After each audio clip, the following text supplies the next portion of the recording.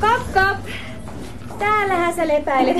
Saanko tulla sisään? No justhan sä ylitit kynnyksen. Niinpäs teinkin. Peruutanko? Ei kun tule vaan. Samapa se on tämmöisessä elämäntilanteessa. Ja hetikö tänne piti rynnätä katsomaan ihmisen alennustilaa? No eihän mä nyt heti tullut. Ootan sä ollut täällä jo kohta viikon. Ja olisin tullut aikaisemmin, jos olisivat vaan lääkärit päästänyt.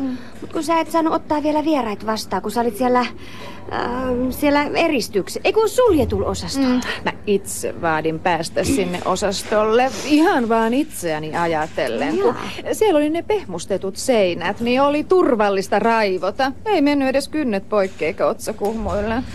No itekö sä sitten apua soitit, kun sulla niin sanotusti lähti älli päästä? Ei, Alkon henkilökunta soitti ambulanssin paikalle. Mä kerta kaikkiaan romahdin henkisesti täysin siinä chileläisen punaviinivalikoiman edessä.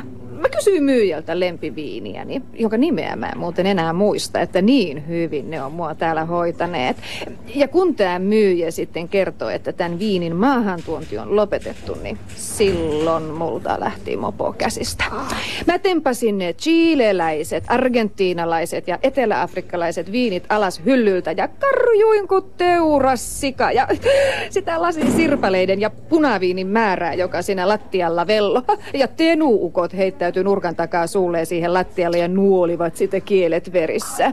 Ja sitten sieltä tuli ne ambulanssimiehet ja pistivät mun peffaa jotain, siis kannikkaan. Ja seuraava muistikuvani onkin sitten täältä. Ai, no kyllä mä olinkin huolissani susta, kun susta ei kuulunut mitään, etkä vastannut edes kännykkääs. Joo, ne otti multa kännykän heti pois, kun ne toi mut tänne.